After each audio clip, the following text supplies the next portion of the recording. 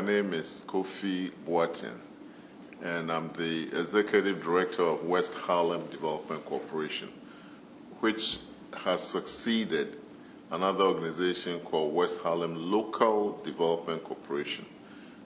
The local, formerly known as WHLDC. The WHLDC was formed in 2006 solely with the objective of negotiating a community benefits agreement with Columbia University. Now, what's a community benefits agreement? That is a situation where when a major developer is building a huge construction in an area, then in order to compensate for the losses either in residential units or employment opportunities of the area, then an agreement is entered into between the developer and the community where the developer commits to offer some benefits, and that's what a community benefits agreement is. And the West Harlem Development Corporation, which is the WHDC, is the one that is managing the community benefits agreement that we call the CBA. And all this information is on the website of the West Harlem Development Corporation. Imagine this. Imagine that you are a community with high unemployment in excess of 20%. Imagine that you are in a community where some 60% of your high school graduates, high school students do not graduate and drop out. Imagine that you are a community with high crime rates, and then all of a sudden you have $76 million in cash that you can use as you wish. How would you go about it? Now, some would say if you're in a community with only 110,000 people, let's distribute the money, give everybody $1,800 and be done with it. Well, but how far are you going to go with that? A couple of McDonald's and the money is gone, right? And then the community wouldn't be any better off. You still have your 60% dropout rate, you still have your 20% unemployment rate, you still have housing issues, and on and on. So managing the funds from the community benefit agreement is a way of taking a step back to make strategic decisions about how can we best utilize this rare opportunity to raise the level of the livelihood of all residents of Community District 9, which is the area between 110th Street to 155th Street, between the Hudson River and St. Nicholas broadly. That is the area of concentration for this opportunity. The West Harlem Local Development Corporation was the result of a lot, and I mean significant number of community people coming together, having several meetings to think ahead and begin to ask themselves, when we get this agreement with Columbia University, who is the developer, what are the areas of need in this community? And this is what they came up with. They came up with specifically 8 areas, and they were held by City College. One very important area is arts and culture. After all, we're talking about Harlem, and Harlem is the soul of arts and culture in the whole world, right? So that's important. Apollo is here, legendary musicians have lived and gone through here, and still there's a significant number of living artists, young and advanced in the community. And so they have needs to preserve and to expand and to educate in arts and culture.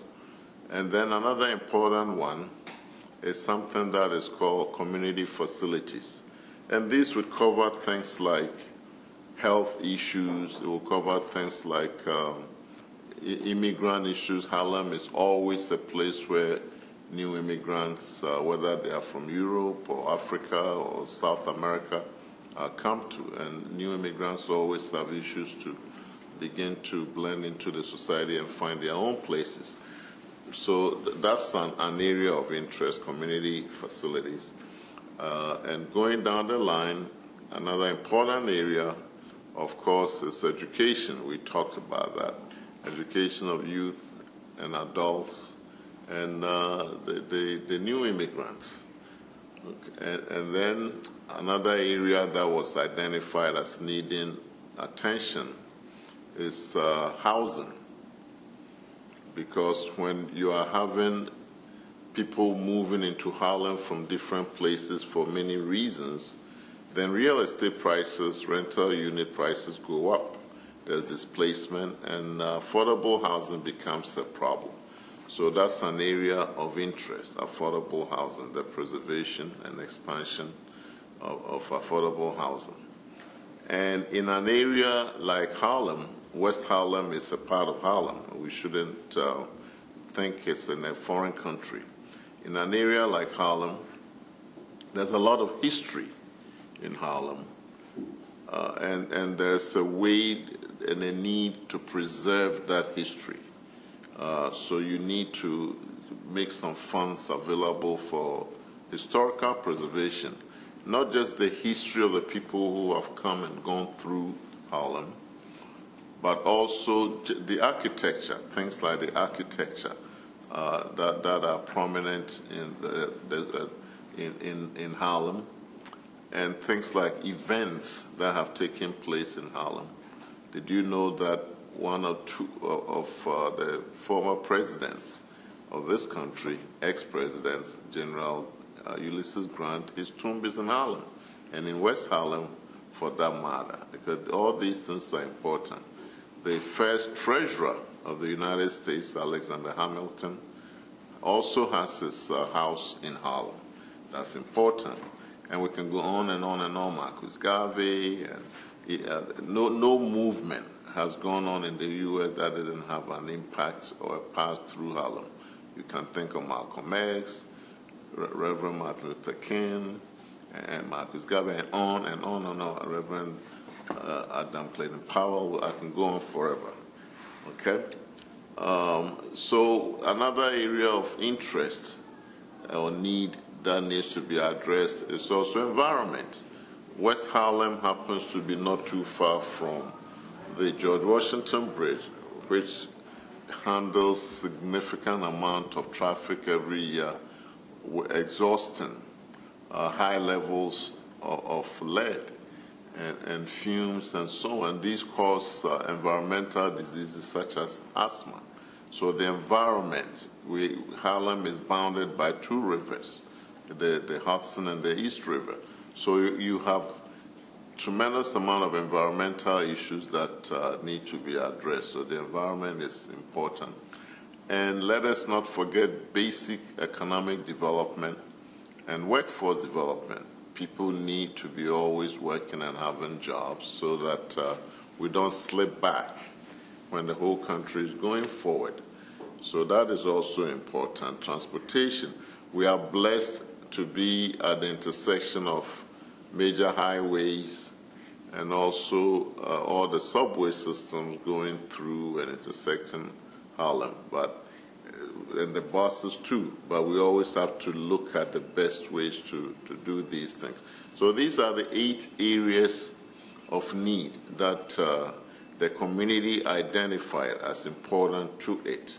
So we keep an eye on all those areas, as I have mentioned and described, and make sure that we allocate resources to nonprofits to deliver services in all those 8 need categories. We have funded a wide range. Actually, to date, we started funding nonprofits in 2013.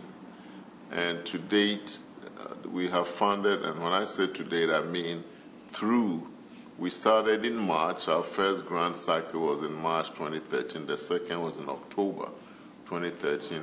So for those 2 grant cycles, we funded 110 nonprofit organizations for a total amount of $3 million, and they are providing services in all the areas that I mentioned: education, workforce development, community facilities, housing, historical preservation, and what have you, environment.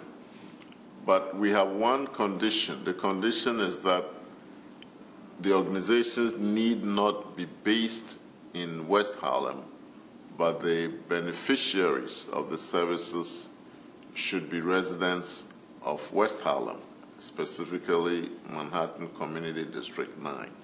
So that is the scope and the criteria that we have used, and we are very happy to say that we estimated that about 20,000 people would be impacted one way or the other by the reach of our grants. And to date, more than 40,000 have been impacted. And the grantees, from the $3 million that we advanced, they have been able to more than double it.